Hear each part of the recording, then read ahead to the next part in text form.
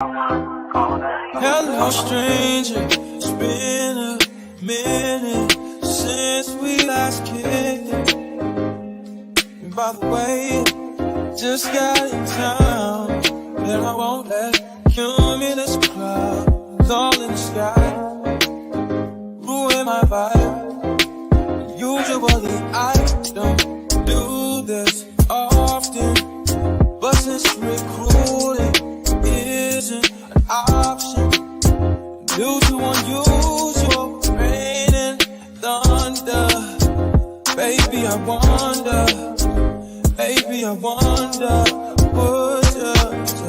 would you just put your sweats on me? Yeah. I got the plug, I made the call for me. I'm talking late night for ya. Let me lay a great time on ya. Don't hesitate, no, don't you? Just say you will.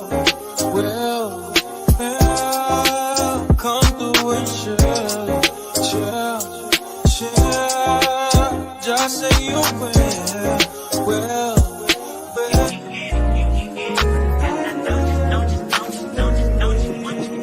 Every second, every minute, man, I swear that she can get it. Saying, bad bitch, put your hands up high. Hands up high. Hands up high. Tell them put the lights down right now. Put me in the mood. I'm talking about dark room, perfume. Go. I recognize your fragrance. Hold up, you ain't never gotta say shit. And I know your taste is a little bit high maintenance.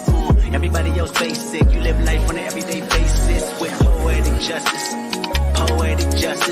If I told you that a flower bloomed in a dark room, would you trust it? I mean, I write poems in these songs dedicated to you when you're in the mood for empathy. It's blood in my pen. Better yet, with your friends and them. I really wanna know you all. I really wanna show you off.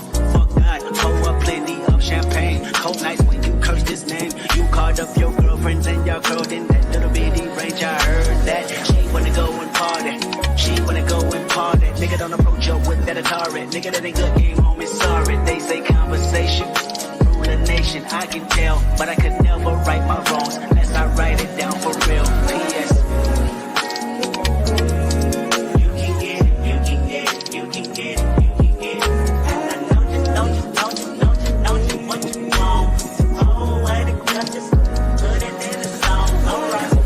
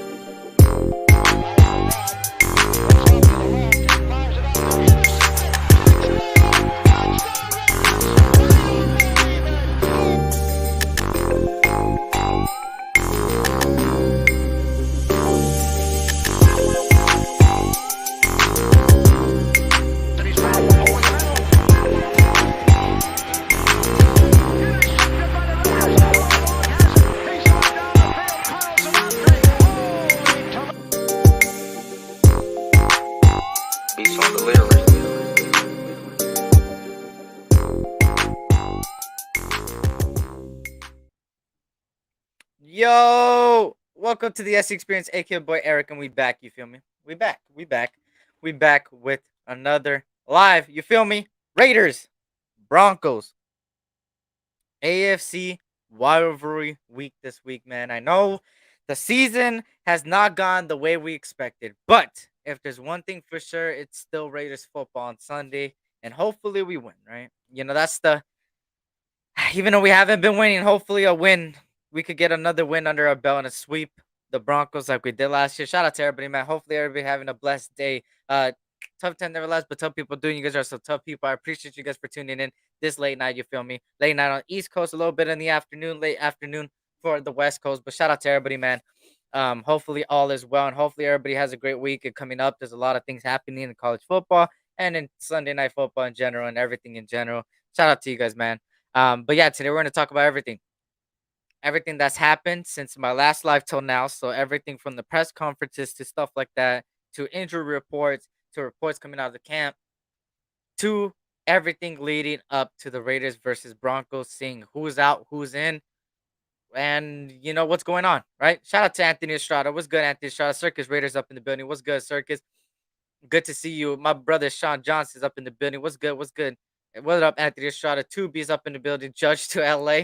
We'll see. We'll see. Shout out to Tubi. What's good, Matt? Cool Kev up in the building. What's good, cool? Shout out to Circus. Shout out to Dominic Five. What's good, man? Shout out to Robert Davila.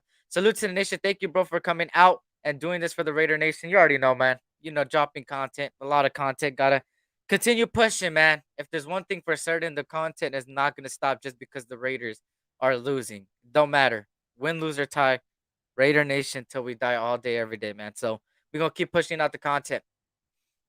Shout out to Dominic Five. What's good, man? Shout out to Jesse Cardenas. Shout out to Big Worm. Salute, Big Worm. It's good to see you, man. Shout out to Terrence, the King of Mods, up in the building.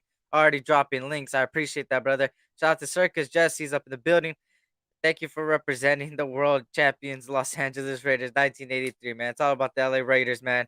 You feel me? Had to do a whole intro based on the Los Angeles Raiders. Why? Because hey, I'm from SoCal. You know, I gotta do what I gotta do. And you see what's behind me. You see what's behind me. A guy that should be a Hall of Famer. What up, Thor? Was good, Thor? Good to see you, brother. Hope all is well. Shout out to Brian Rodriguez up in the building as well. Rod Gas is up in the building. If you guys can hit that like button for me, subscribe if you're new. We're on the road to 2,000. You feel me?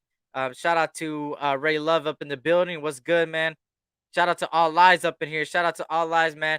Shout out to Lewis. I'm doing pretty good, brother. Hope all is well with you, man. It's always good to talk Raider football, even when we're not winning.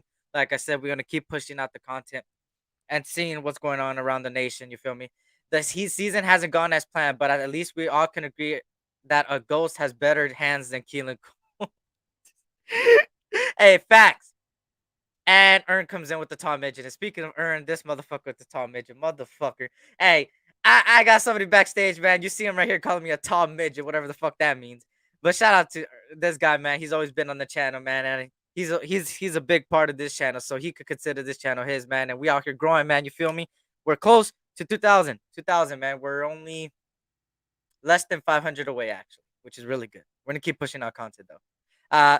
My brother here, also known as Jabba the Earn. My brother Earn. What's good? I'll beat your ass. You better stop playing with me. Hey, WIC, it's Raider Earn, bro, not Ernie. I'm not 7 years old. God damn it. Nah, I'm playing. Salute everybody. How y'all doing? How y'all doing? How y'all doing? What's good, Earn? What's good? I had to get Job you of back. the Earn. Okay, you motherfucker. You motherfucker. I get you. What's good with you, man? How are you, man? Shit, I'm doing good, doing good. Not shit. I'm trying not to think about what's gonna happen on Sunday. You know what I'm saying? I know we've been beating on Denver, and Denver's been our bitch, right? Would you agree that Denver's been our bitch lately? Yeah, they have been our bitch. Okay. Would you agree that Tina Turner was basically Ike Turner's bitch at one time?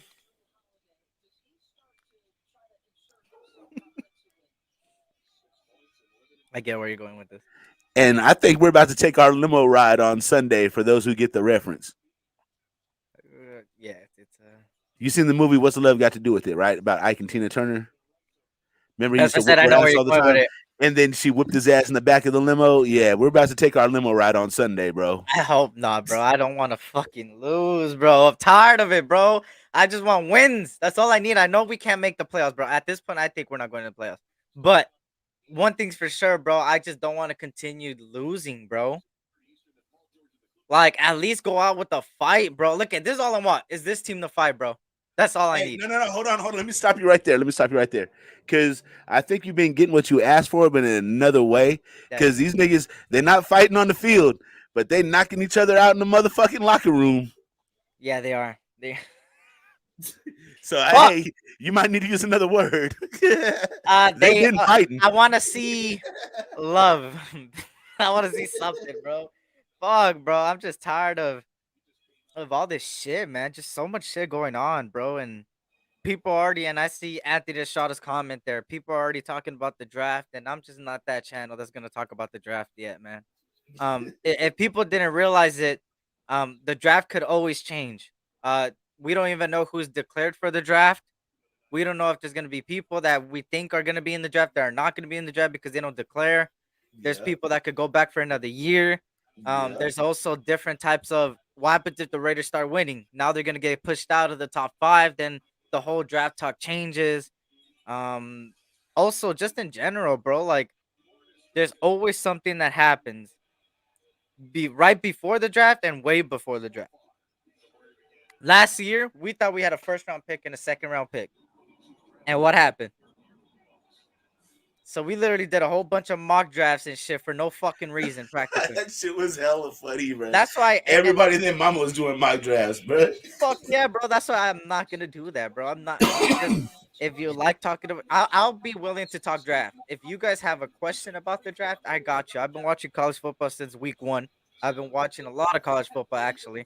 I already have some players in mind that I want, especially on the defensive side of the ball. But besides that, I'm not gonna dedicate a whole live and be like NFL draft. That's just not me. There's other channels for that though. If you like that, hey, there's other channels for you. But I'm not gonna talk about the draft till later on because there's free agency. If you don't remember, free agency is before the draft. So that switches up everything. It's like what players are they gonna get on free agency, and This then front office is not scared to make a fucking marquee big name trade neither. and that's the problem, bro. That's not a problem. And that's I worded it wrong again. Fuck. That's the point. Like Yeah. anything could change, bro. So no draft talks until playoffs come on. Yeah, that's where I'm at. I think I'm gonna wait till after. Hold on. Jim Mora mode. Playoffs? The playoffs? We're just trying to win a game. That's I don't remember exactly what he said, but it's something along those lines. yeah, we ain't making no fucking. But let's talk about what's been going on, right? There's been a lot of press conferences that happened. Let's go with Raider news first. A lot of press conferences happen. I've been seeing that a lot of people were talking about how they're coming out and saying that it's more the players and the execution and stuff like that recently. And now everybody's saying that it's the players more than the coaches. I still disagree because, as let's just say you're an employee, you're not going to come out and tell your boss you're fucking shit at your job publicly or shit at your job. You're just not going to do that. And if you read between the lines, losing the locker room, they said it. There's people going after each other. People are not buying in. That all falls on coaching, believe it or not. The head coach's job is to make sure the whole locker room is intact. It's not intact. And we've seen this before. This ain't the first time, and this is why I'm saying it's McDaniels, because this ain't the first time he did it. He did it with the Denver locker room when he was in Denver. So it's a repetition as you've seen. The only reason why I want McDaniels off, and I know a lot of people disagree, they're saying trust the process. We've been trusting the process with a lot of people that are not cut out with the job. We trusted the process with Tom Cable being an interim coach into a head coach. He failed. Dennis Allen, we had a lot of confidence in him. People said trust the process. What happened then? Lane Kiffin, what happened to him? We said, oh, Arch Shell's a Hall of Famer, blah, blah, blah. He was great. Let's bring him back and trust the process, and he failed. And John Gruden, right? Even though John Gruden, it looked like it was starting to work, still trust the process. They still had back-to-back seasons where we were below 500, and then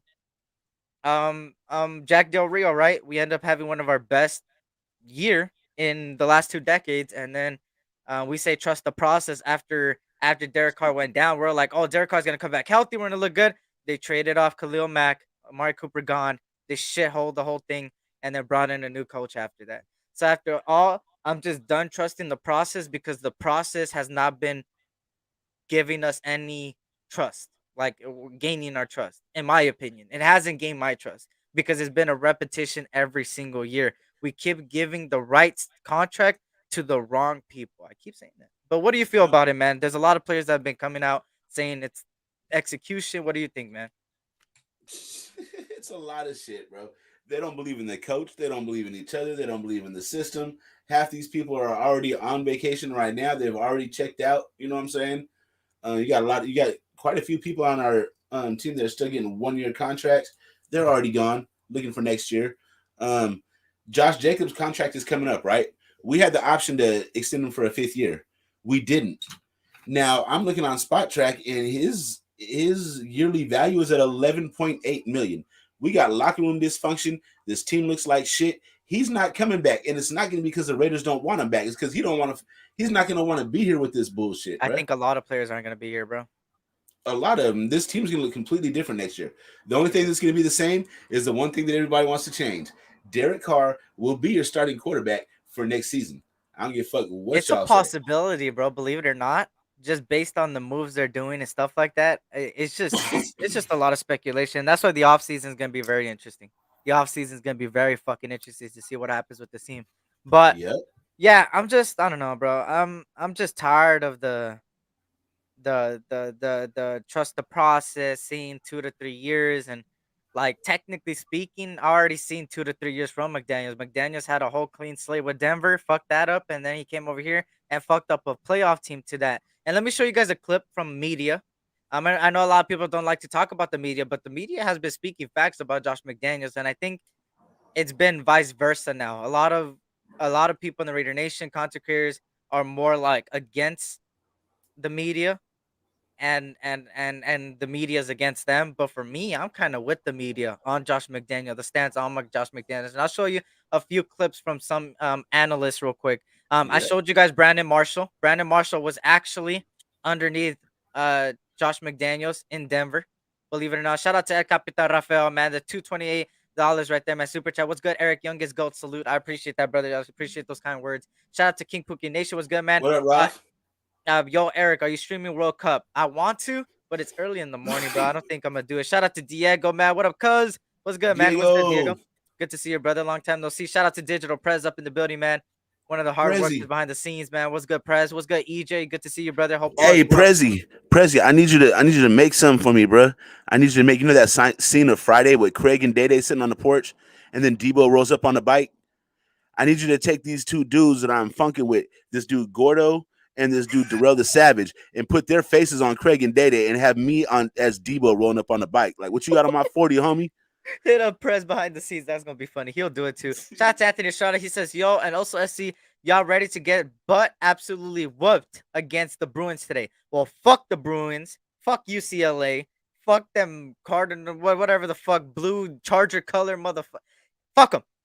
USC got this. Fight on. You already know, man. We go come in that shit. Y'all playing the powder blue and gold? Powder blue and gold. Fuck them. So, here's some clips I got from the media. This is their stance on Josh McDaniels. I'm kind of the same way. So this was Ryan Clark bashing Mark Davis, actually, and it's actually pretty funny. Watch this. The team's coach that has never led a team. We watched Josh McDaniels fail in Denver. We watched Josh McDaniels take a job, leave a job, get his old job back. People don't normally fail up, but Josh McDaniels has seemed to. This is a team that had a locker room that was together enough under Coach Bisaccia. Yep. And I'm going to say this about Mark Davis, who is sticking by his coach. Clearly, outcome, success doesn't matter to you.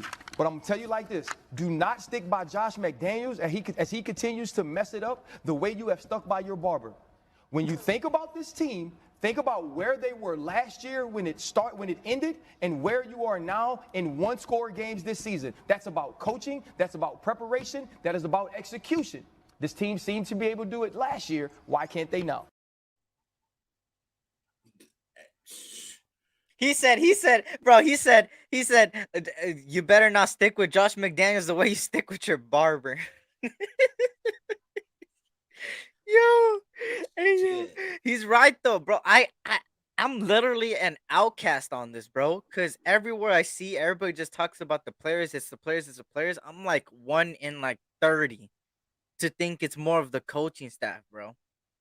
And whether I'm right or wrong, I brought up all the information. You feel me? I brought up a lot of key points. Everywhere from old coaching staffs to new coaching staffs to Josh McDaniels in Denver to this time, to how the locker rooms lost, to the press conferences and the little key words you need to pay attention to the field, to the way they hand themselves towards us, and the way Mark Davis comes out and says it's a fantastic job, and just a lot of bullshit, bro. But I got something backstage again. This is I believe it's John Ocho, and he talks a little bit about it too. And here you go.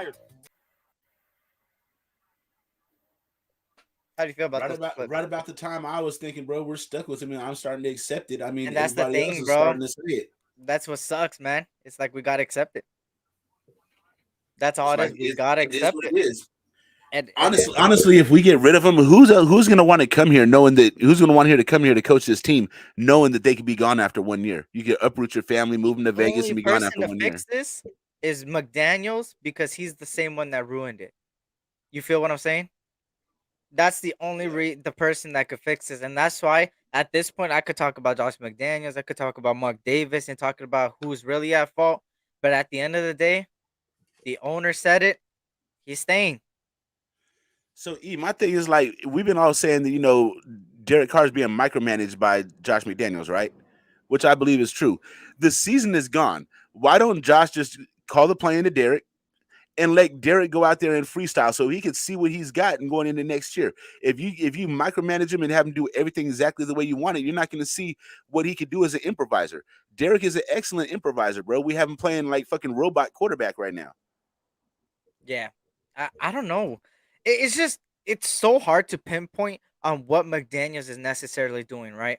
At this point, you would start to speculate that he's just at this point because we're losing so much. He's just like whatever. I'm gonna test out everything and see how a quarterback like Carr could handle it. And maybe he's like, okay, he already told Carr, hey, this year is just a toss up, and maybe that's why Carr's emotional. Maybe like, oh damn, like I want to win, and the whole this year is about that, and then him staying next year, maybe.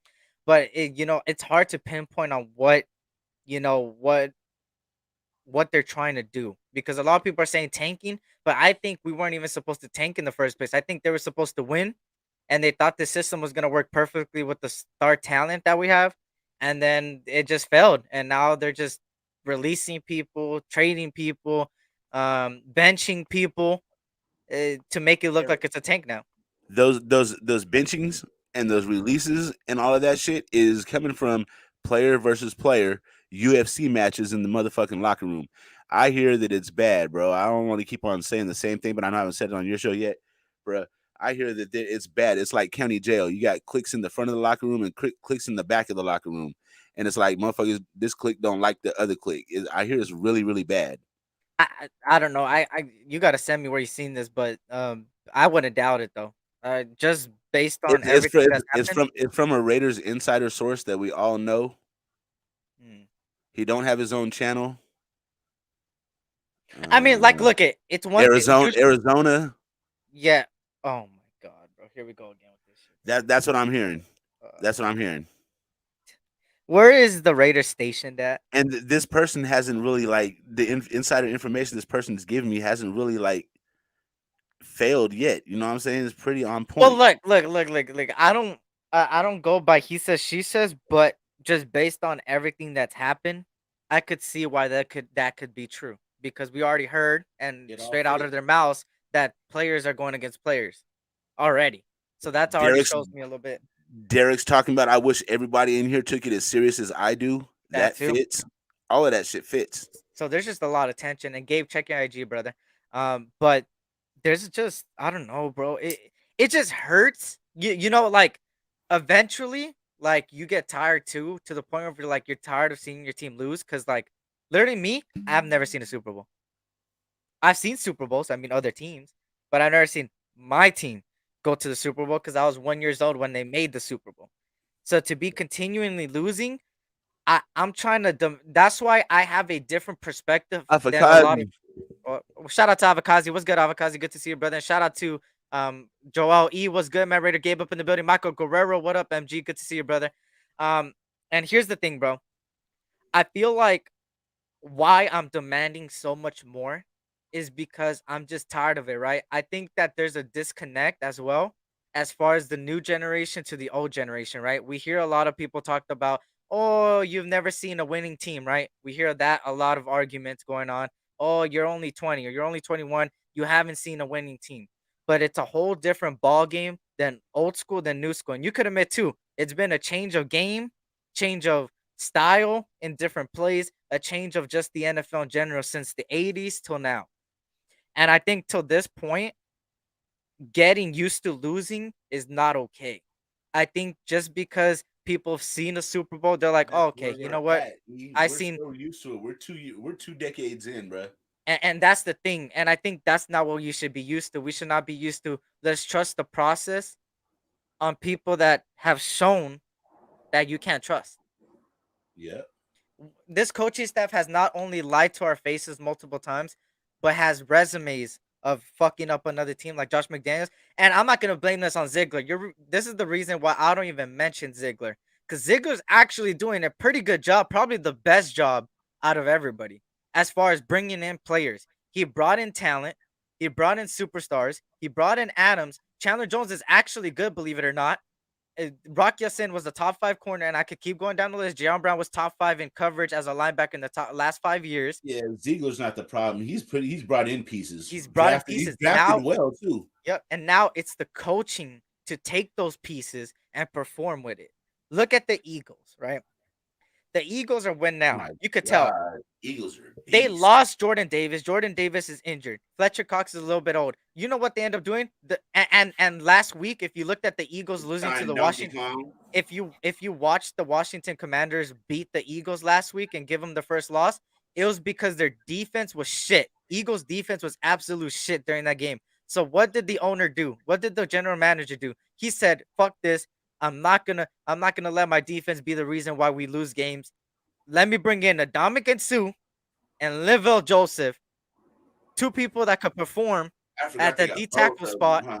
Shit. because they lost because the Washington Commanders ran all over him. They brought in 2 DTs to stuff the middle, bro, just like that, because he doesn't want his defensive coordinator to fuck it up. And I think that's what Ziegler did. He brought in all this talent, and these are talented people. Y'all go look at the resumes before joining the Raiders. They're talented people. Some of them have been passed around and still performed. And now a lot of people are regressing. Why is Carr having one of his worst years? And I'm gonna continue spreading it. Why is Adams having one of his worst years? Why is Jayon Brown having one of his worst years? Why is Chandler Jones having one of his worst years? Why is Rock Ya-Sin? I mean, Rock Ya-Sin's doing good. Let me push Rock Ya-Sin. Why is Anthony Averett having his worst year of his career? Why is Trayvon Merrick having his worst year of his career? Nate Hobbs has been injured, so I'll give him a pass. Abrams, he was supposed to be the best box safety that we had, helping us out in the middle. Why did he get shipped off after Patrick Graham praised them? See what I'm talking about? I just named 9 people on this team that are starters that are having their worst year under Patrick Graham. And some of them, and believe it or not, some of them were brought in by Patrick Graham. So now I'm a little bit confused on whose fault is it truly. Right? The missed tackles, that's on the players. That's execution. That one I'm gonna blame the players fully. But when it comes to the effort that I'm seeing out there, I feel like that falls on the coaching staff. So you could put both of them into together, right? Yeah. Shout out to Valerie. What up, sis? She said, I'll be 39 years old on the 22nd. Happy early birthday. On the 22nd. And this will also be my 39th year since the Raiders have won the Super Bowl in January. I hope I really get to see one before time runs out. And I'm on the same boat as you. I'm way younger, but at the same time, I think we both are similar in the mentality of I hope things change for the better and not for the worse, right? We continue going through this pattern of change, but nothing is working. And hopefully we get a Super Bowl because it's it just sucks, man. It just sucks losing, man. It just sucks losing, you feel me? So happy early birthday, Valerie. And I'm on the same boat as you. I just want to win. Our whole motto is just win, baby. But in recent time, it's been just lose or just mediocrity, baby. But yeah. What are you looking Pretty at? much. Not You're trying to find laughing. some pictures. I was trying to find some pictures to send to Prezi to make the thing for me. Shout out to Chef B. What's good, man? Good to see you. Hope all is well. Shout out to Willie Wayne up in the building, man. If we would have won the Super Bowl back in 2003, if we would have played anyone else but the Buccaneers and John Gruden, that's facts. That's facts. I was 2 years old then. I would have not even seen it, but I would have been alive for it. Ruggs ain't coming back to the Raiders. They would have ruined the team images, the vocal leader. Wait, who said they wanted Ruggs? Yeah, Ruggs. Yeah, no, I'm not bringing back Ruggs, bro. What? Shout out to JB. Jacobs might have a good game. He might against Denver. Hell yeah. Fuck yeah. The run game always works against Denver, bro. It always works against Denver. It works against all the AFC West teams, bro. It legit works against all three teams. So let's go to the injury report. Except the Chargers. The Chargers shut our run game down. Yeah, they did. They did. Eric, what's good? Brother, don't know how who to pick this weekend. I'm more excited about the UCLA versus USC. Go Bruins. Damn, man, come on. Salute to you and the panel and the Raider Nation family. Salute to you, Angel. Shout out to you, brother. Thank you for joining me. Go USC. Fight on. That's gonna be the best game of this weekend. I go cap, bro. Just Tank baby, what's good? SC, what up, nation? What's good, Brad? Last anyone know Just what the Tank, weather's baby. going to be in Denver on Sunday? Actually, I will show you right now. Denver weather. Michael Guerrero is showing a video, bro. It's cold as shit. Yeah, it looks There's fun. snow all 19 over the degrees right ground. now. Wee. What is Sunday looking like? Where's Sunday? You said 19. It said 19. I'm pretty sure it's gonna be cold. It's winter. It's mile high, so the climate's gonna be one cold one. Maybe raining. Maybe raining. So it's gonna be interesting. Gabe, I sent you something in your IG, bro. Check your IG, brother. But here is the injury report. Let's go on to the Denver talk. Fuck. Oh yeah, I can barely see it, but fuck it, I'll tell you guys. So there's some key things. There's some shout out to Raider Pinoy. What's good, man? I say if we really get high draft pick, we should trade down, get multiple picks, and build this defense and finally get a right tackle.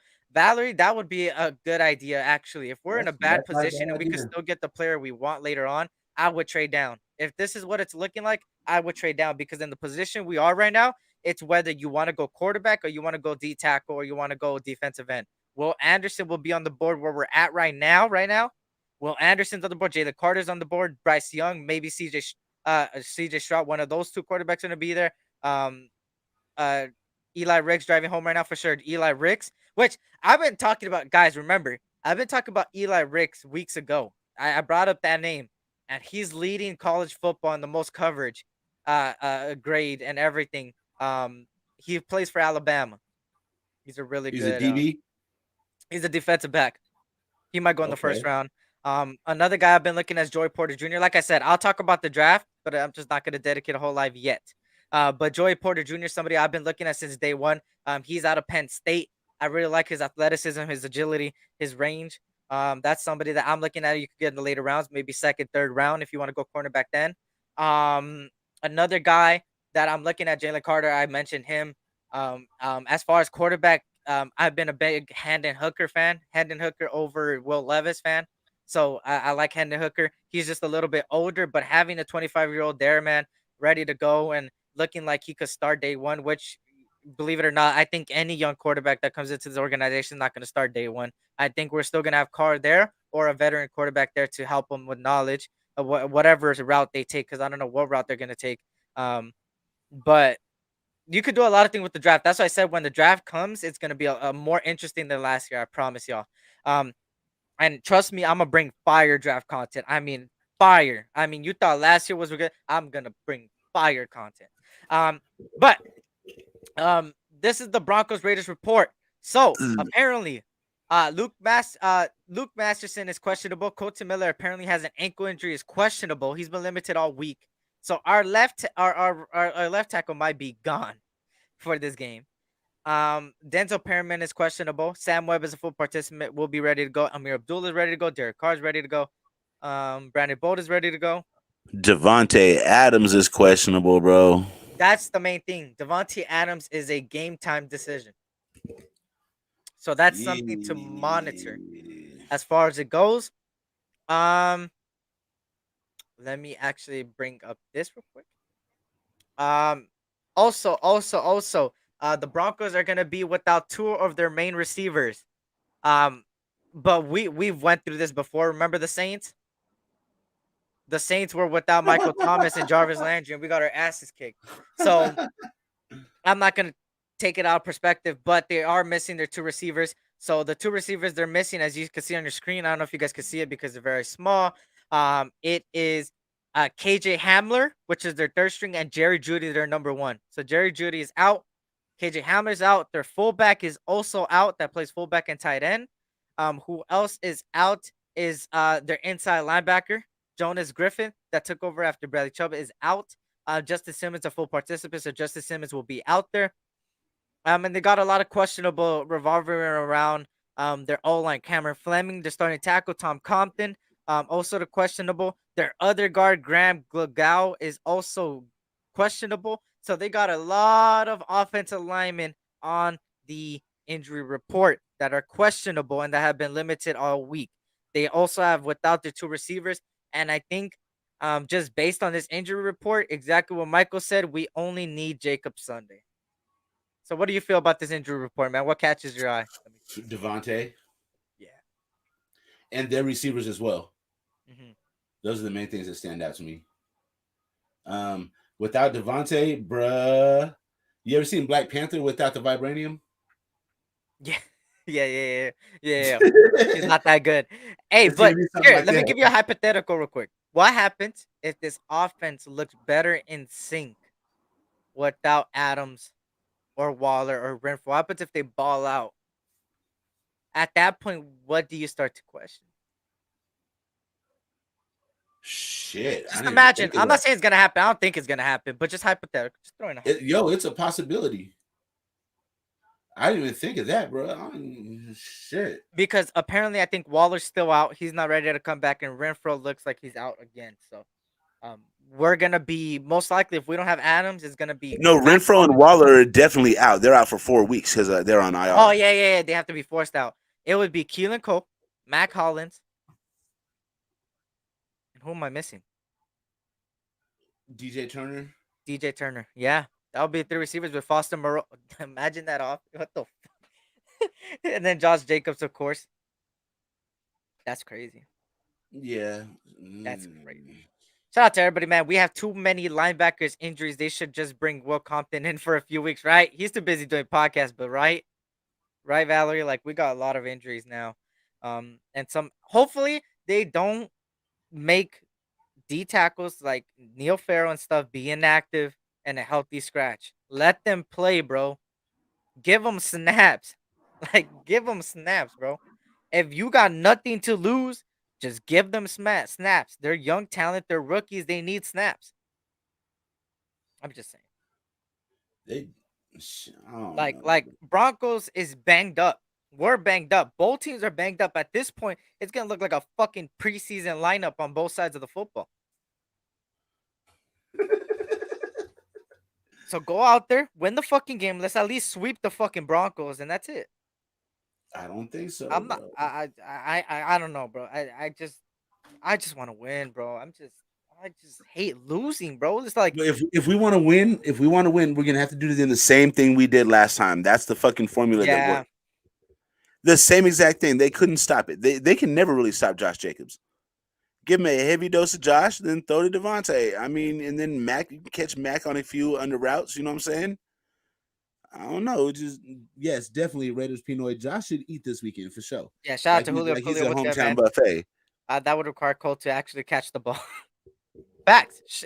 Hit that like button for me, by the way. If you guys can't hit that like button for me, I'll greatly appreciate it. Just try to get to 50 likes. We got 44 people in here, and I believe we already have 6 likes or something. So get us to 50, man. Get us to 50 likes. I'll appreciate it. But yeah, shout out to you guys, man. You guys been showing nothing but support the past few lives, man. I've been hitting top numbers. I've been averaging more than 400 views each one, and I used to only average 200. So we're rising up, man. So I appreciate you guys. But hit that like button. Hit that like button, please. Michael says go Knicks. Oh God, Michael has 2 teams, bro. The Lakers and whoever's playing the Warriors. This motherfucker, I swear, bro. Every time I'm doing a live, we could be playing the Timbuktu Timber Thieves, and this motherfucker be in my chat like hashtag Timber Thieves, go Timber Thieves. I'm like, what the fuck? He said the Timbuktu. That's crazy. But yeah, no, please.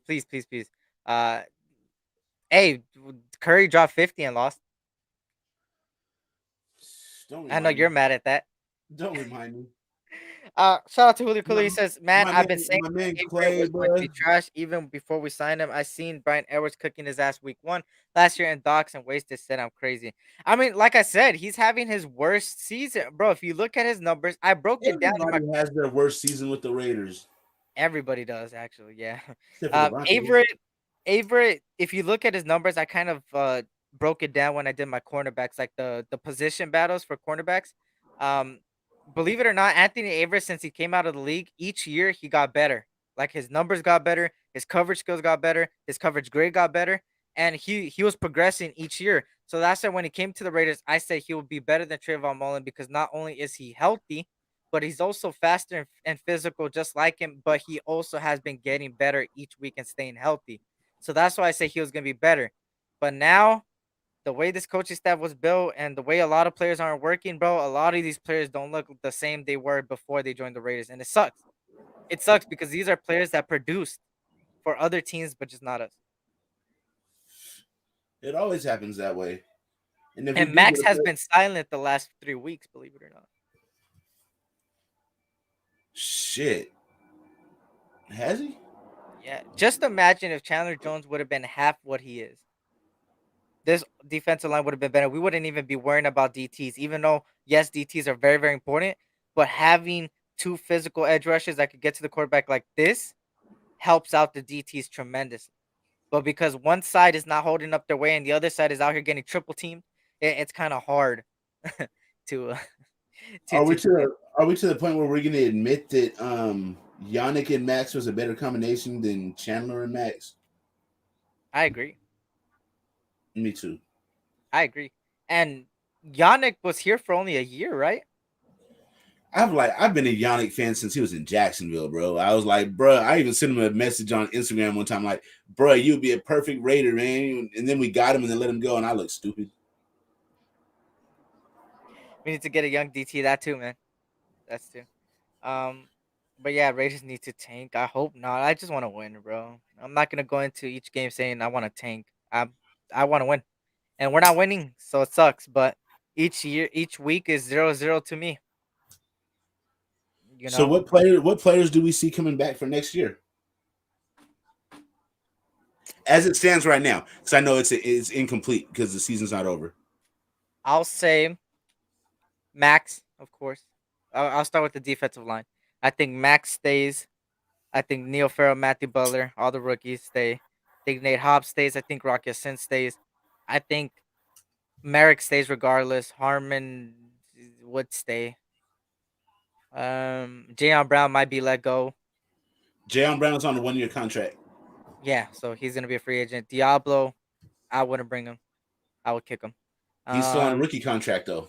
yeah, he is. But I think it's his last year or next year's his last year, some shit. Um, get something for him, like you did with Gillespie. On the offensive side of the ball, I think the whole O line stays. I think Josh Jacobs. It's hard to tell right now, bro. Josh is gone. I think Josh is gone. And it's I not think because we want him gone, it's because he's not gonna want to play for this bullshit. I think Cole's gone. I think Matt Collins stays. I think Renfro stays. I think Waller gone. Actually, I think Waller stays. You I know what? think Waller Something tells me stay. he might stay, bro. Yeah. Devontae will stay. As of right now, Carr stays until we see reports of them trying to release him when it comes time. As far as this year goes, he has no trade clause, so he has to accept the deal before even being traded with the no trade clause. So if they say, "Hey, we're gonna ship you out to Ravens," and he says no, he can't go nowhere. So that's why people are like, "Go trade for Lamar Jackson." That's not possible, bro. He has no trade clause. Um, but besides that, I think as of right now, that would be the structure. And then you would go out and get a D tackle, get some linebackers, get some corners, get some safety, get a fucking another receiver, get a fucking off right tackle. And I think that's what happens in the offseason. Again, that Hey, if we beat the Niners, bro, I'll be happy. Shit. If we beat the Niners, I think we need defensive tackle. Denzel Perryman's gonna be gone. I love Denzel Perryman, I'd be but gone, yeah. bruh, from what I'm hearing about this locker room shit, bro, I mean, it is what it is. Shit happens in football, and I don't know. I could be wrong, but I think he's gonna be gone. We're gonna have to replace him. So we got to replace an outside linebacker, an inside linebacker. Shit, two outside linebackers, honestly. So all our whole linebacking core has to be revamped. Defensive tackle has to be drafted, and probably spend some free agency capital there. Uh, I want another corner. We need I another want super another young corner too. corner. He has a hot take. He says hot take: Diablo gone, Merrick gone, Perriman gone, Miller gone. Diablo, yeah. Mary, I think we bring in somebody to push Mary. He's on a rookie deal, so I think he's gonna stay. But I just think the he system might get doesn't his work for job him, taken. bro. He's gonna end up getting his job taken next year by a rookie. It sucks because he's such a good player, bro. Just under the Right. right system. Like in Gus Bradley, he worked out because that's the system he usually ran in TCU. That's what Now he was drafted he's getting into. a different job. Yeah. That's what I'm like. The way you should have like brought in a defensive coordinator is based on what you got there, and I think Patrick Graham thought he had everything here, and then found out that he doesn't. Because the way he was talking about this team is defense and that everybody fits the part he wants to fit. He talked about Abrams fitting the part. He talked about Perriman. He talked about all these guys fitting the job, and they're just not working out. But what doesn't make sense is the part where it doesn't make sense is when everybody says he don't got his players, but then he puts Max Crosby against Christian Kirk and stuff like that. Juju Smith, he has them playing corner against slot receivers. That's where I'm like, you don't necessarily need a player, but you just need to assign a different player that is structured for that in there. Or maybe a coach with a fucking brain. If you guys can't hit that like button, man, please, please, please. We're about 50 people up in here, man. If you guys can't hit that like button, please, man. Hopefully you guys stay, man. I know there's What a lot up, of Ben? people. There's a lot of people going live, man. But hopefully you guys stay, man. And hopefully I entertain you enough. You feel me? Shout out to Raider Ben. What's good, Ben? Good to see you, brother. Hope all is well. Shout out to Raider Rob. Patriots are good at drafting corners in the late rounds. We'll see what's up with the draft. They are. But I'll tell you one thing. The reason why the corners end up being good is because Bill Belichick. That's who really does something to the defense. And I'm not saying Patrick Graham can't, but I have more trust in Bill Belichick. If we had Bill Belichick, than Patrick Graham when it comes to the defense and elevating players, in my opinion. Bill Belichick is a fucking defensive legend, bro. Think about Lawrence Taylor, Carl Banks. Remember them guys in the New York Giants defense? Yeah. Bill Belichick. And Bill Belichick does do the drafting, by the way. He takes a lot Shit. of takes when it comes to the defensive side of the ball, and he brings in undrafted free agents and makes some stars. J.C. Jackson was actually undrafted, was really good against the Patriots, and look at what happened when he left Bill Belichick right before the injury this year. He was worst corner in all of football. J.C. Jackson, the same corner that was number one in takeaways, number one in defense, number one in this last year, went to a different system with a different coach and stunk it up. Belichick knows how to scheme, bro. He knows how to scheme. He knows Bill how to Belichick scheme. is just smart, bro. He knows how to scheme away from your best defensive player. He knows how to funnel everything to his best defensive player. He knows how to do all of that shit. Yeah, about to start drinking and get this food in TGIF. There you go, man. There you go. I think Don't you Carr got to work Jake. tonight, motherfucker? I think Carr Jacobs. I think Carr Jacobs, Waller, Adams, and Renfro stay because they're still learning the scheme together. Ooh.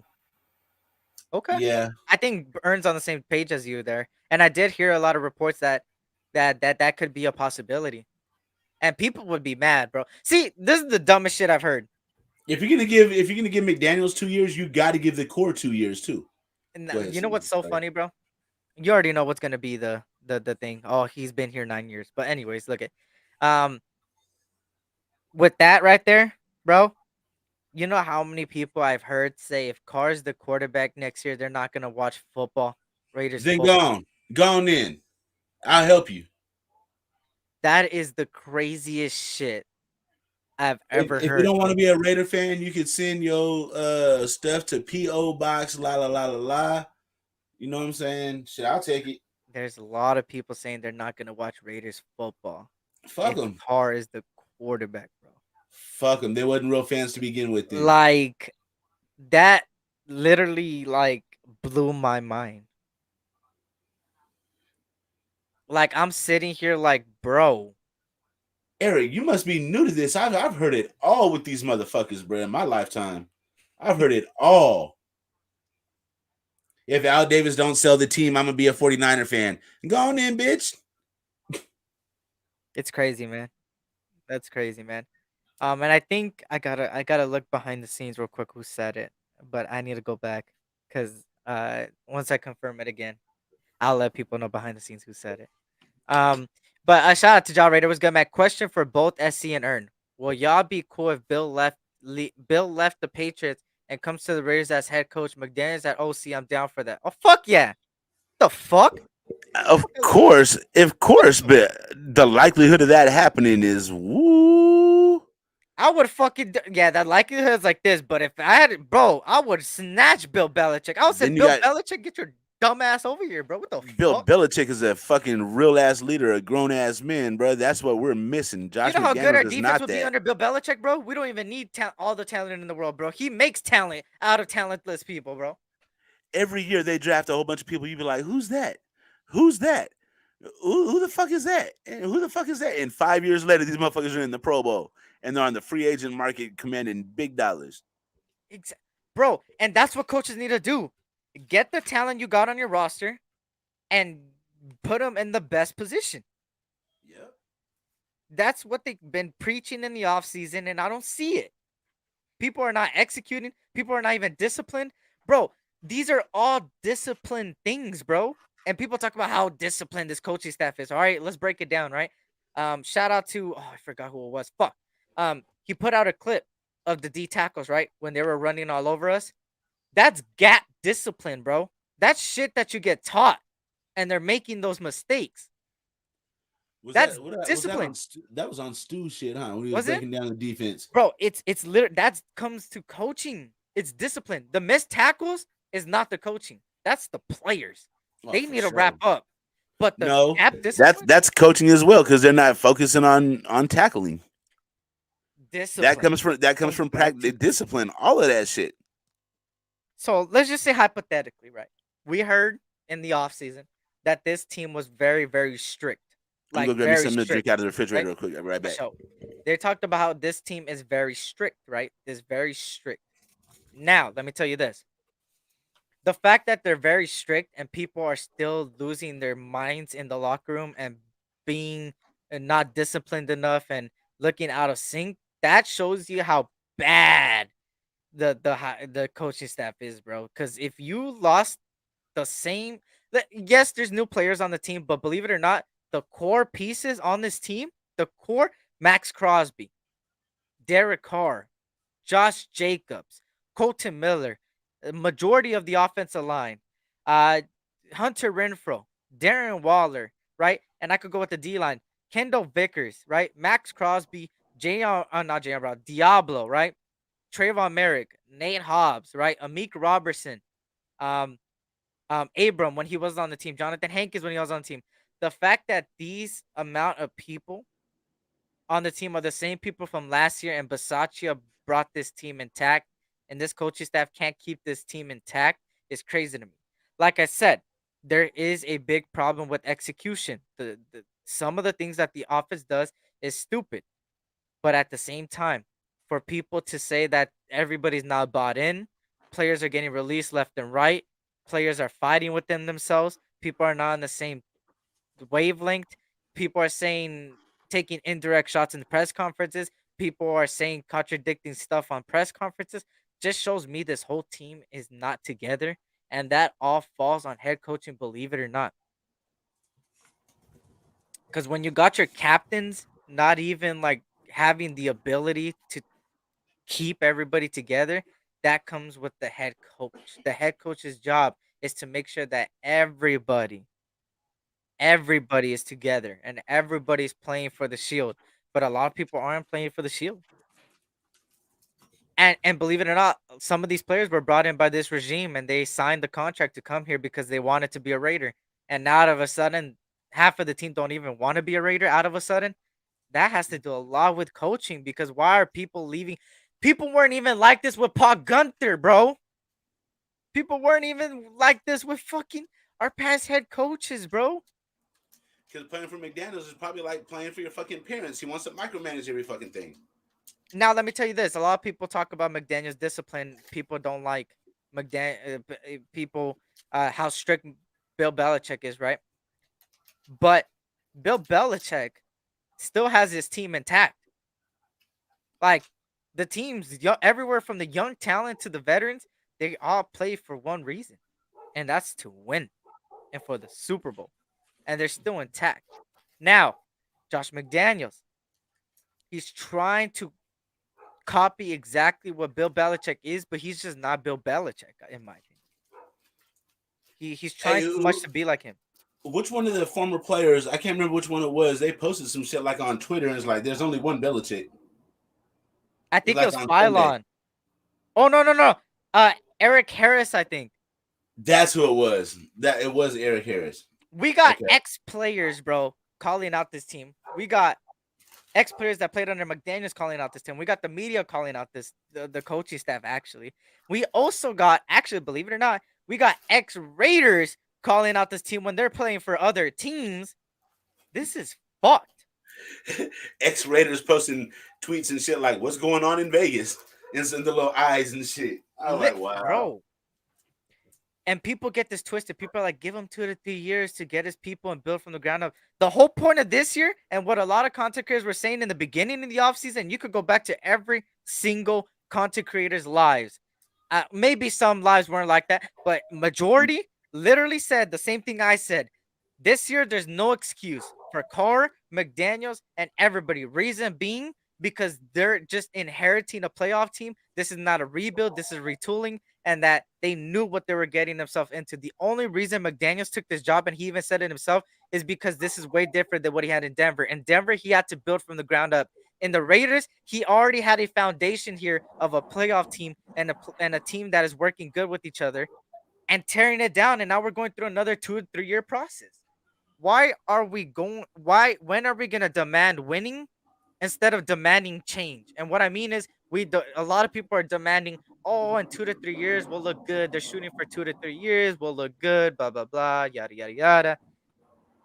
But how many times have we said, let's give a head coach 2 to 3 years, and it hasn't worked in the past 2 decades? When is enough and enough, man? When is enough enough? Now, if we're willing to wait 2 to 3 years for us to get good again, so that's going to come with another thing. Are we willing to depart with Devontae? Devontae's in his prime. He's not waiting 2 to 3 years for us to develop, bro. He's And going I to be think, out of his prime. and you wonder why Devontae Adams looks frustrating. You wonder why Derek Carr and a bunch of these veterans aren't even speaking up, because their whole mentality as a player is, I want to win for the shield. But McDaniels comes in here and then built up this type of structure. And shout out to Raider for Life. What up, sis? Sorry I missed you. But What up, sis? the fact that he came in here and brought down a team is crazy to me. A team that shouldn't have been brought down in the first place. This was not a 2-year, 3-year experiment, y'all. Yes, to Mark Davis it was, but to us, we knew this was not a 2 to 3 year experience. It was win now, because we brought in the pieces to win now, and you couldn't succeed with it. It's not because any good coaching staff makes talent out of people, out of players. That's the whole point, and this coaching staff doesn't do it. We've seen it with Denver. We've seen it with his resume. The guy is a great offensive coordinator, not great head coach. And I don't know why people are still trusting him, bro. I don't trust the process. I'm sorry. I don't give a fuck. I don't give a fuck if I lose. I do give a fuck if I lose subscribers, because that just means, like, just because you disagree with me, you're unsubscribing. And I respect that. Everybody knows I respect everybody's opinion. Ern could tell you.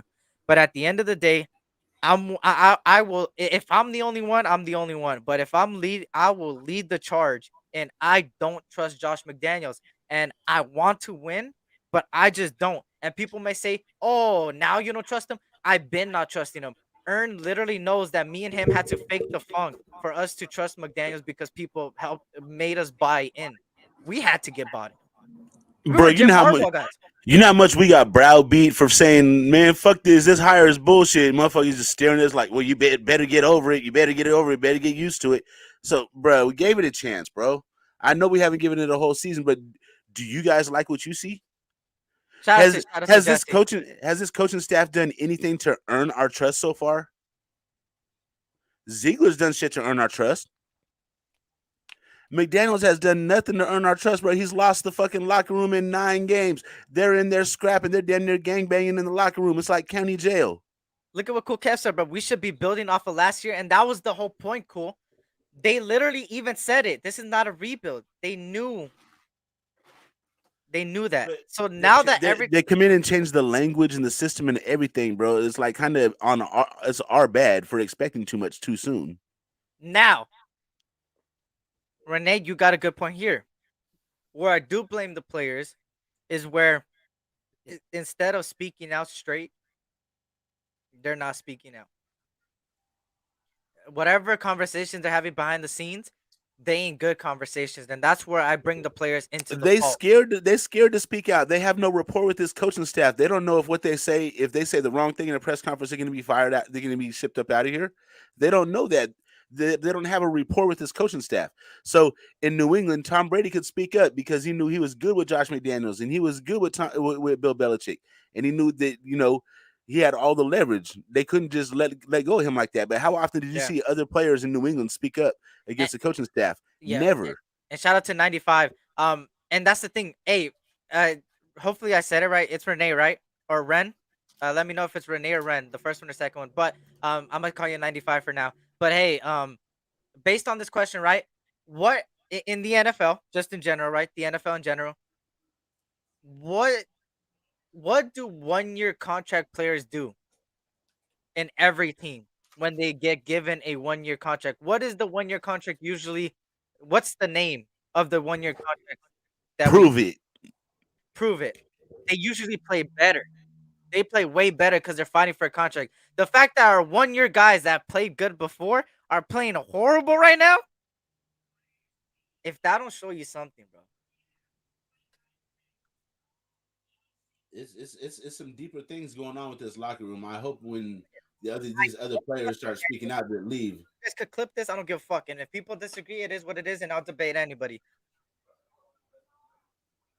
McDaniels is not a head coach. Let's remember, he won 6 rings under Bill Belichick. Bill Belichick was the head coach. Where Josh McDaniels was excellent at is when he was only focusing on the offense and the offense only and being the offensive coordinator and scheming up. That's where he was best at. Not a player's coach, motivational coach, not a head coach. He was never proven as a head coach. In Denver, the whole point of Denver was for him to build from the ground up. That's what his deal was Denver. They were a shit team and they needed to get built up. For us, we were a playoff team that not only the same thing like Ryan Clark said, we went from a team that was so dysfunctional, Ruggs happened, John Gruden happened. This team was out of sync and completely mind fucked. And Rich Bisaccia came in and did what a head coach is supposed to do and bring the team together and tell them, hey, it's not over. And he did exactly what a head coach does. Hey, motivation, motivate the players, keep your head up. Now go listen to your coordinators. He said, go listen to Gus Bradley, go listen to Tom Cable. Oh, well, not Tom Cable. Nah, actually, who was it? Fuck. Greg Olson. My bad. Olson. Go listen to them and go play football because at the end of the day, it doesn't matter with off the field. It matters with what you do on the field. And look at what they did. They ended up going on a 4-game win streak. And people say we did it by the thin of the hair. But believe it or not, we shouldn't have even made the playoffs last year. We weren't even supposed to make the playoffs last year. Believe it or not, before the Ruggs situation happened, we were a playoff team, believe it or not. We were 3-0. We were on top of the world. Ruggs happened. The whole demeanor changed, and we started losing against teams that we should not have lost to. Like Chicago, we would have beat them. Exactly. We would have beat them. So Giants. For people to say that we got lucky, I don't think it's we got lucky, bro. For us, Eric, we did get lucky, bro. We needed the Colts to lose out, bro. And they lost in that sense, we got lucky. But we weren't even supposed to make the playoffs, bro, for this. But for them to get their minds straight, bro, and make the playoffs, that's a big achievement in my books, bro. When you're that mentally out of it, the team is on a losing streak, and you're playing teams that are still playing for a playoff race. Colts were still playing for a playoff race. The Chargers were still playing for a playoff race. Yeah. And we beat them. And we didn't even get smacked by the Bengals. We lost by 1 possession. And if you remember that game, they blew the whistle and they called it a touchdown when they dead the ball. So in reality, it should have gone to overtime, or we would have won it with the field goal, believe it or not. We got lucky in those ways, as Ern is saying. We got lucky that things went our way. But for this team to even be in the playoff conversation after everything they went through, is a big achievement out of Bisaccia, in my opinion. Definitely. And Bisaccia brought this team together and fought for it. If that team that is less talented on paper than this team, and the fact that we are 2-7 with the team that don't even got off the field issues until now, is crazy to me.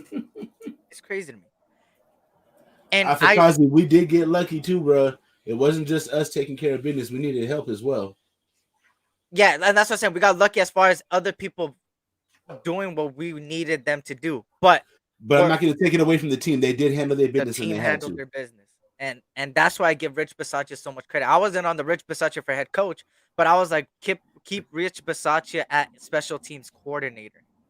He's not going to take a demotion from interim head coach to he did. special teams. He's on Green Bay now. But that never happens on the same team, though, is what I'm saying. On the same team. That is correct. So, like I said, Bisaccia was never a head coach. That's the problem. But he was something that wasn't McDaniels, and that he motivated the team and keeps the team intact. A leader. A leader. And I'm going to keep it a stack, y'all. I told you guys this before, and I'll tell you again. I don't want to get into the full conversation of mental health, right? I'm a big advocate for mental health for a reason. I gone through it in high school, very bad shit that high schoolers should not go through at all. And I'm not going to tell you my life story because it's a huge ass life story and whatever. Only a few people know it. But the thing is that I was lost, but it took somebody to grab me and keep my head on a swivel for me to continue down the path that where I'm at now. I'm grateful. And for people to come out and say that Derek Carr is a pussy and that he should not be crying and that he should be taking over this team, not McDaniels, is crazy to me because this guy not only has been wanting to win as a Raider, is there's more deeper to this. There's players not even buying in because I think is because McDaniels knew right off the bat and sold them something that it wasn't. And now we know what exactly Ben is saying. We're rebuilding once again. But we've been rebuilding since 2002. So.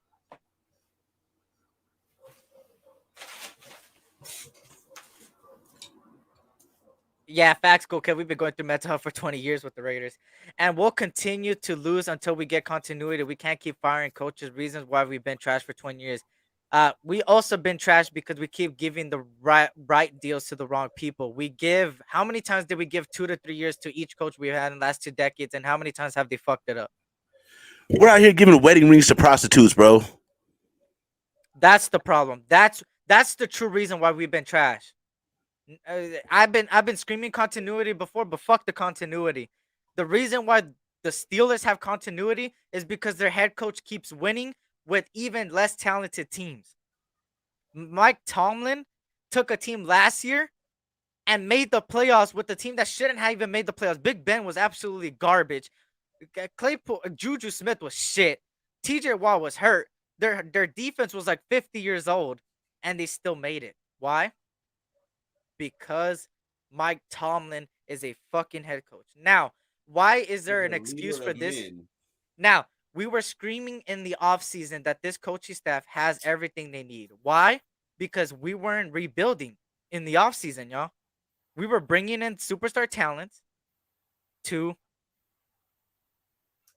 continue building upon. We were supposed to build upon last year, not go back to the same shit we've been going for the last 20 years. And we're going back to the same thing 20 years.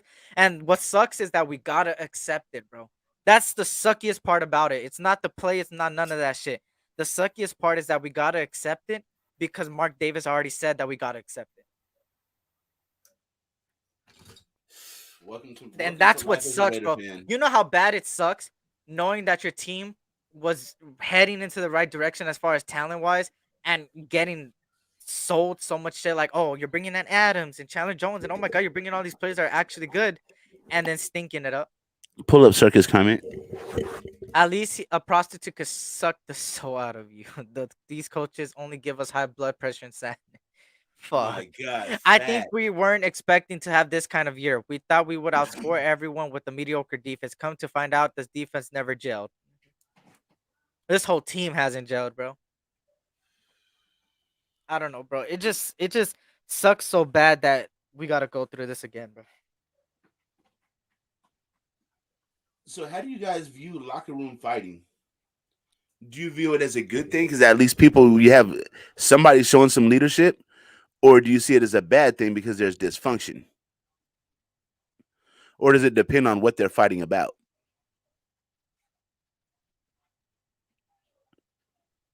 I, I I I think it depends on what they're fighting about. If they're fighting because somebody wants to win and they're asserting their leadership and everybody else isn't listening, so he had to smack somebody up, then I'm all for that. But if they in there on some gangbanging shit and we just all here to get our check, nigga, fuck you, don't tell me nothing. What you mean? Stay over there. You know what I'm saying? Or like when you get that one person, that leader that tries to tell everybody else, like, "Come on, man, get it together," and then you get the other people, "Oh, fuck you, nigga, you suck anyway." That type of shit. He said, "Why the hell did they get Chandler Joseph for rebuilding? Why did they get Devontae Adams? If we weren't rebuilding in the first place, bro, I think they just did a horrible job that now they have to recite to that."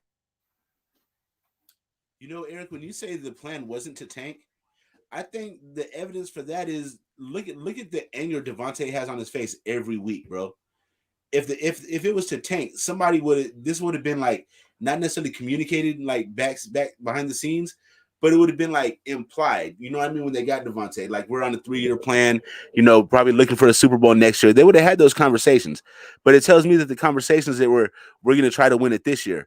Because look at the anger that he has, bro. It's like he's really pissed off. It's not like he knows that this wasn't part of the plan. You feel me? And that's the thing, man. You But know, we can get a pretty penny for Devontae, but are we willing to part with him? He's not sticking around for this rebuild. If the rebuild doesn't happen next year, bro, be ready to part with Devontae. and that's the thing, right? Like, I don't know. It's crazy, man.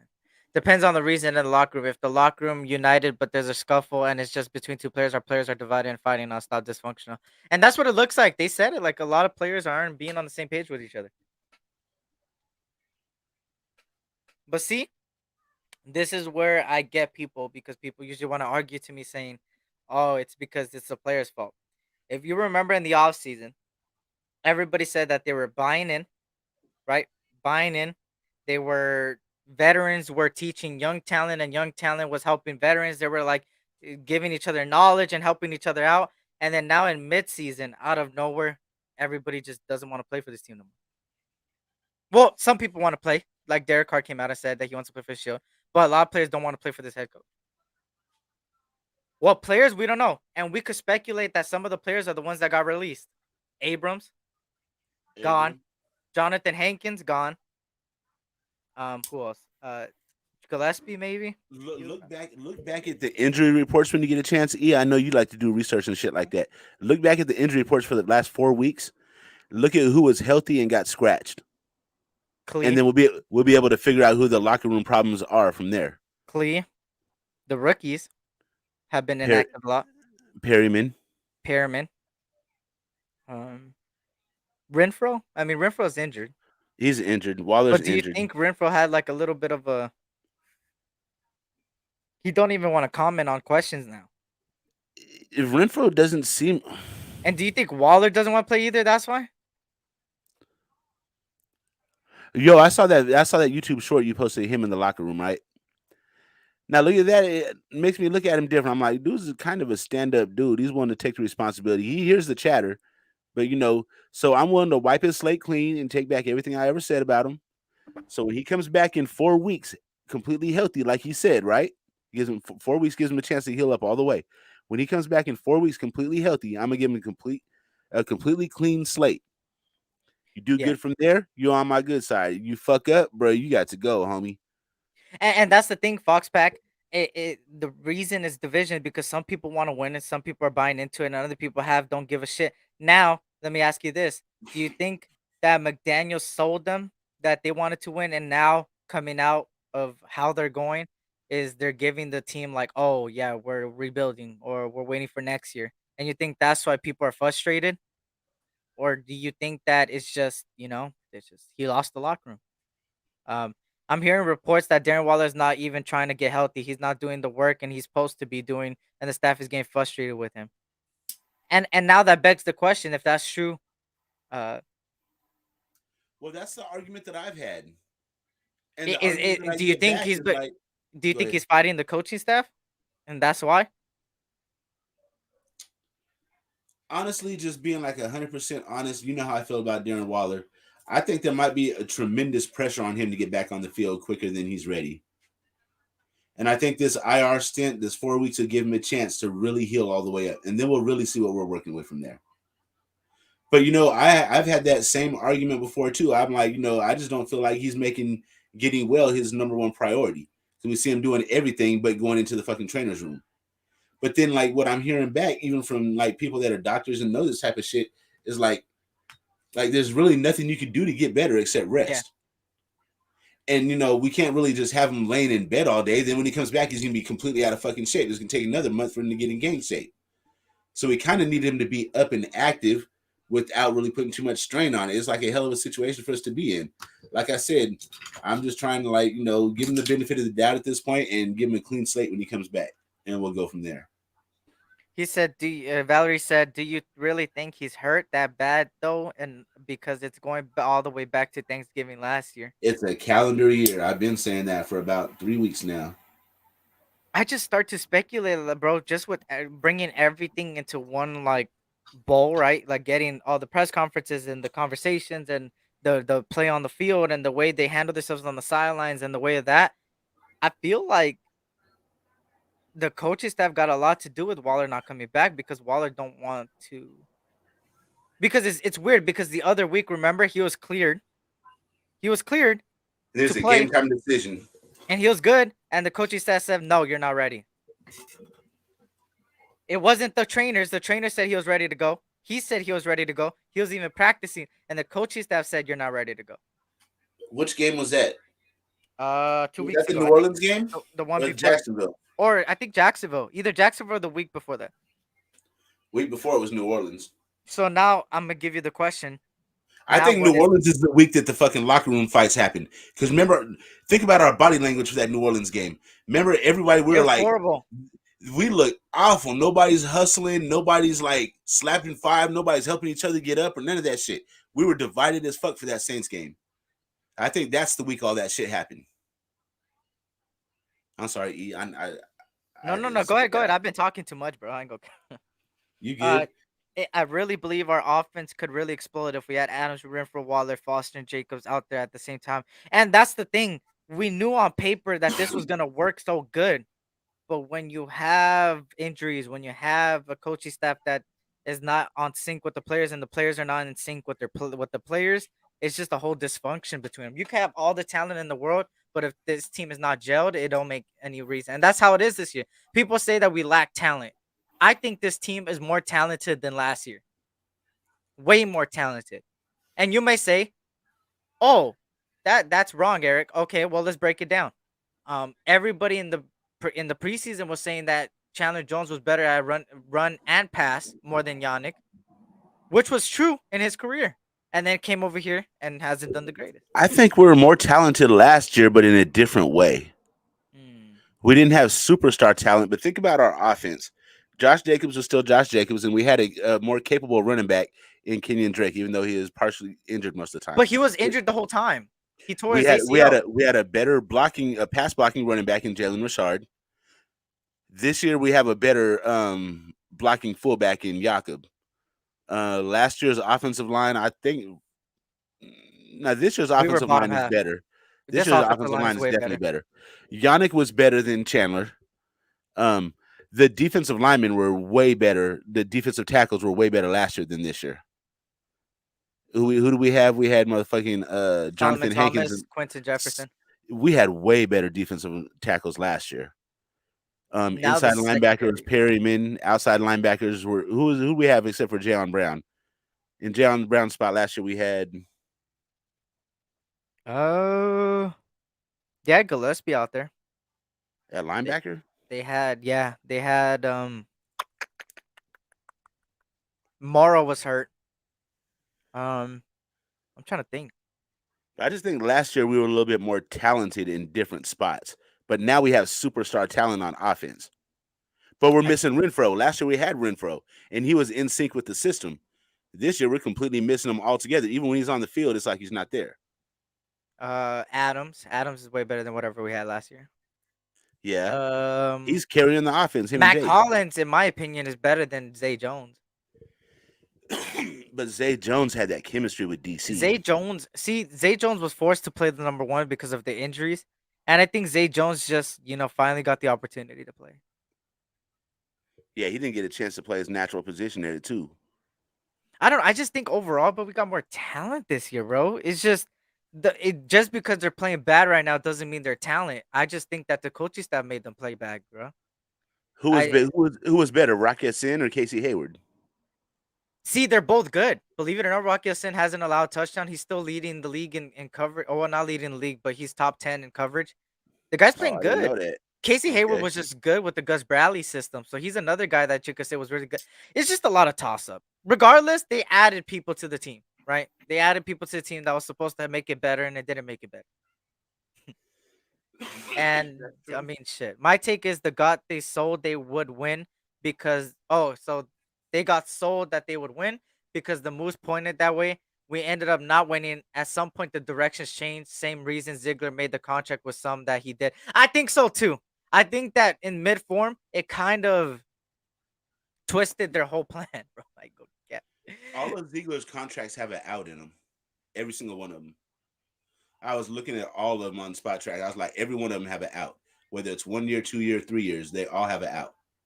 Exactly. Terrible schemes that don't fit our style in offense. Too many trick plays, and the defense gets no pressures to help the be. Bro, we get no pressure this year, bro. Bro, you know how many times we let quarterbacks sit back there this year? Even worse than before. You want to know some numbers, bro? Look at teams since the merger. If you remember, the merger happened. 1960. Yep. So this is team since merger to rank last in the NFL passer rating allowed, sacks and takeaways through 10 weeks. So worst in sacks, takeaways, and passer rating allowed, which is how good the opposite quarterback does. The 1981 Colts, the 2017 Raiders. If y'all remember the 2017 Raiders, that's when they shipped off Khalil Mack, and it was a whole dumpster fire rebuilding because they went from going to the playoffs the year before to just shitting the bed the next year. And the 2022 Raiders. And the 2022 Raiders is ranked number 1. That means first worst. Now, this we could say that this team was technically more talented than the 2017 Raiders because the 2017 Raiders let go a lot of the talent. And that was when Paul Gunther was there, no? Or Paul Gunther came the year after. Who was there? Center remind me. 17. 2017, 2016. That was Paul Gunther. He was there for what? That's Paul Gunther, right? He was there for the first 2 years of John Gruden. That was right. No, it's Ken Norton. That was under Jack Del Rio? Yeah, Ken Norton was the defensive coordinator from 2015 to 2017. Yeah, because Paul Gunther came with John Gruden. That was his last year. Okay. The team made it to the playoffs one time, 2016, and made an 0-1 record. Coach Junior was a defensive. Yeah, it was Ken Norton. It was Ken Norton. So everybody's putting Carr's fault. Everything is Carr's fault. You didn't know that? Steph just missed a 3. Shit, Carr's fault. It's just crazy. Our former offensive coordinator 2016, which is the Titans OC, now got arrested for DUI last night after the game. God damn. They won, huh? The Titans won? They beat the Packers? Yeah. Damn, he was celebrating then. Shit. Damn. Bro, I don't know what's going on in Green Bay, bro. But Aaron Rodgers is out of there. I don't even think he's going to play football, bro. I think he's done. I think it's starting to push out the old quarterbacks like Tom Brady and Aaron Rodgers and stuff and pushing in the new ones. I think that's where this time frame is right now. Just like the NBA, right? You got Giannis Antetokounmpo, Ja Morant. You got Luka Doncic, Jokic. These guys pushing out Curry, LeBron, pushing out Clay, pushing out Davis, and pushing out fucking the other guys. See, I only named the Warrior and Laker players because I don't care about the others.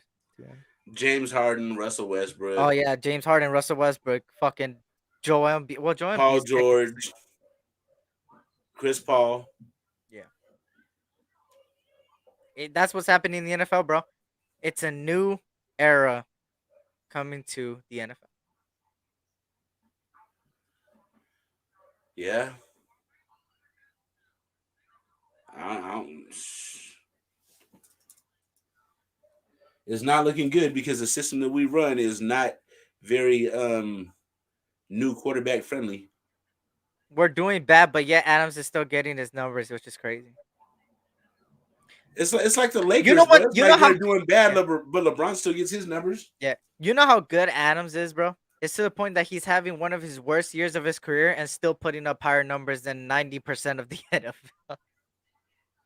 He's just that guy, bro. He's him. He's that guy, bro. Adams is a fucking Hall of Famer, bro. That guy deserves a ring, bro. He is the wide receiver version of Barry Sanders, bro. You see how hard that motherfucker is to tackle? Bro, I'm already hearing people put him in the same conversation as like the top receivers in all time, bro. Which I'm not there yet. I still think just because of the winning, it kind of falls into other players. But I think Adams is easily Hall of Famer, man. Him, easy Hall of Famer, bro.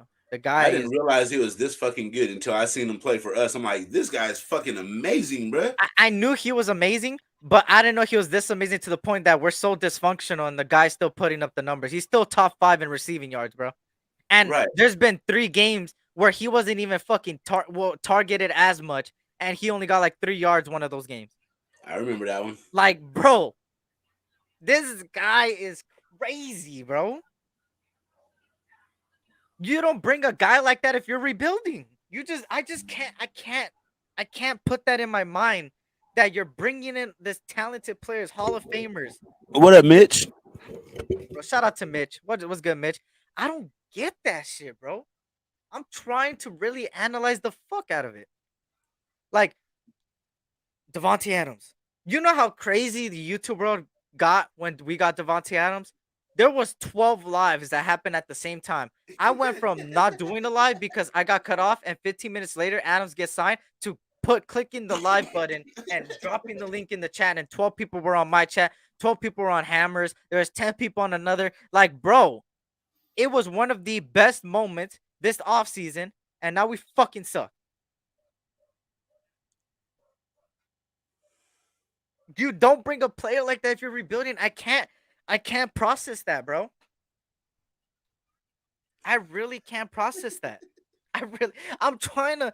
Oh my, it's hurting my fucking brain, bro. It's hurting my fucking brain, bro. We're gonna have to go draft one of the fastest receivers in all of college football that has halfway good hands.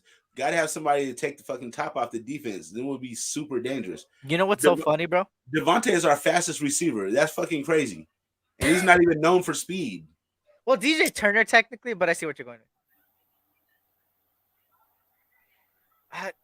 It's just I think he is still part of the plan Revolta because of his contract, but I think Adams doesn't like the way it's going because I think Adams was sold that we're winning, that we're gonna win now. Yeah. I think that's what they sold Adams, and that's why he's so frustrated as well. I think that's what it is, Revolta. I think he's forced to stay in the plan because he's got a contract still with us, but I think that he's just frustrated that it went the direction that he would have thought would have want a completely 180. You feel me? If we don't fix this shit soon, he won't be here. Sometimes, and we might have to trade him to fix it. I don't know. Yeah.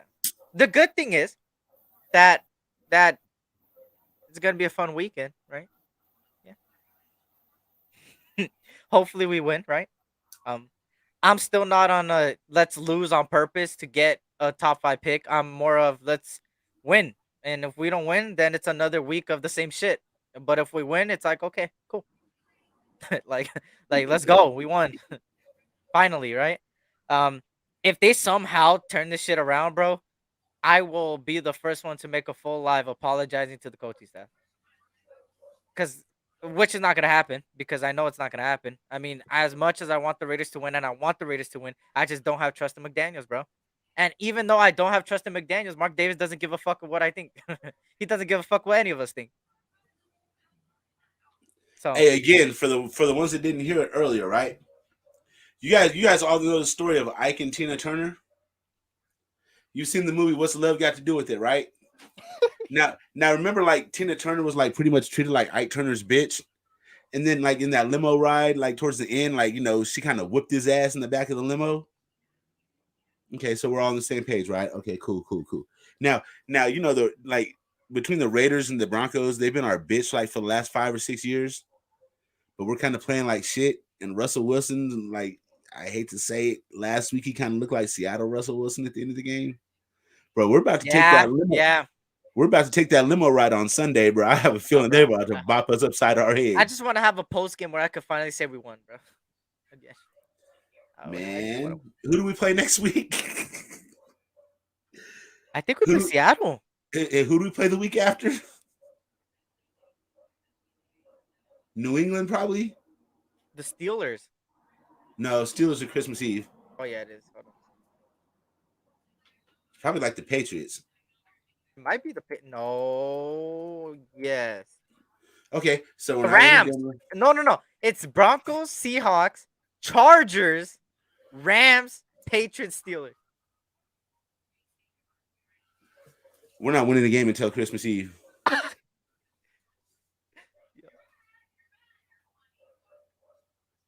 The Chargers.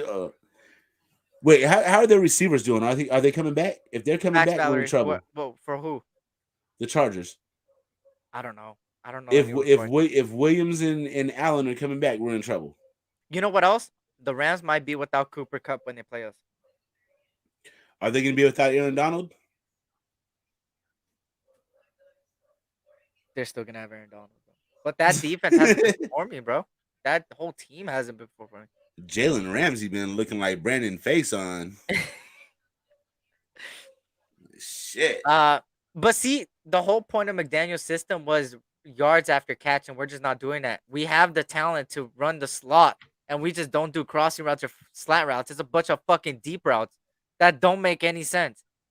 Like, you're not going to get open running streak routes, bro, and deep routes, bro. Yeah, yes, there's been cases where people have been open and Carr has been missing. But there's other points where it's just like you got the talent to run slants on third and second. Even worse than that. Well, what pisses me off is you'll see them slants and all that shit in the first half. We'll be up 17-0. And then in the second half, you don't see a slant for shit, bruh. Everything's a fucking go route. Everything's a post route, a flag route. What? It's so fucked, bro. It's so fucked, bro. There's times we're running a 9 route and a flag route on the same side, and the receivers run into each other on 4th down to win the game. On some shit where we would have won the fucking game, and these two motherfuckers run into each other and both fall down. It's like the fucking the bad news bears out there and shit. That's what I'm saying, bro. It's crazy. But anyways, predictions before we'll be back tomorrow, right? Tomorrow we're good. We're good for tomorrow. What the fuck? Tomorrow's another day. I'm a smacker, bro. I don't remember. Yeah, tomorrow's Saturday. I might have to hop on Black Saturday and help Daryl, bro. Cause goddamn, this boy Ern over here, man. Fucking hell, bro. It's West Side experience, bro. Darrell won't even show up, bro. You're gonna have to hop on and help out Gordo, bro. Yeah, I was fucking with you, bro. Yeah, definitely. All you gotta do is tell me in the morning what time. What time we doing it? We'll talk about everything. Hey, I know I didn't have that much people today, but that's okay because I know I completely mishandled the fucking time. Out of nowhere, I set up my live and then 6 others set up a live for the same time, so it's kind of crazy. It's a lot of Raider content creators on right now, but it's cool. It's fine. If you guys can't spread the word so we can get more likes on this and subscribers, and before that, tomorrow's show always be popping on Saturday. So go to the West Side Experience tomorrow. Same destination, SC Experience. Also on West Side Media will be up over there as well. They will be also previewing the Raiders and Broncos game with more people. With Ern and a couple others, maybe Gabe you'll see there, and other people we'll have on there. And make sure to stay tuned there because we don't only talk about Raiders football, but we have laughs.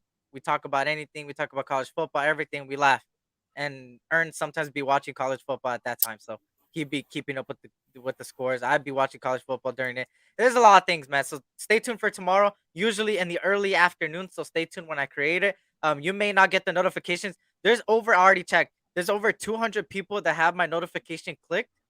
So I could tell that the YouTube has been fucking it up as well, because if it is 200 people that get my notification, if that notification truly worked, I would have had like 100 people up in here. But So the it's notification 200 people have your notification bell on? 256. All Exactly. right, so I could turn mine off then. You got enough already then. Shit. Fuck off. But it's only because of the YouTube. YouTube doesn't work, so you have to keep going back to click the notification. So guys, before you guys head out, there's another content creator that I want you guys to support, because I think he deserves more support than others, and I don't in my opinion. Go to Raider Ben's channel right now. He's live right now. So let me actually click it. If you guys could do me the biggest a favor, go over there and say SC sent you. Guess who he has as a special guest over there, y'all? The fucking Violator, bro. The Hall of Famer himself, Violator's over there. So if you guys can, click that YouTube right there. Click this. Go right now. Go say SC Experience sent you, and go support Ben.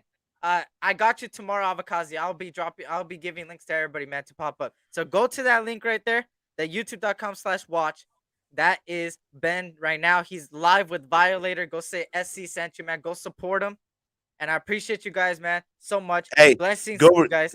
Go over to Ben's channel and tell him that you heard that he was giving out free weed for people that comment in his comment Yeah, section. just joke with him. But yeah, go say the S Experience. Fuck you, Cool Kev. I know why you're saying that. You're trying to humble me. It was the S Experience, aka boy Eric. Tough 10 there last, but tough people do. You guys are all tough people. Remember to always keep it positive and have a great weekend. Always stay safe. And hey, until next time, y'all. Tomorrow we are out. Go to the Raider Ben's channel over there. Click that link and go support him, and go say SC Experience sent you. Peace out, y'all.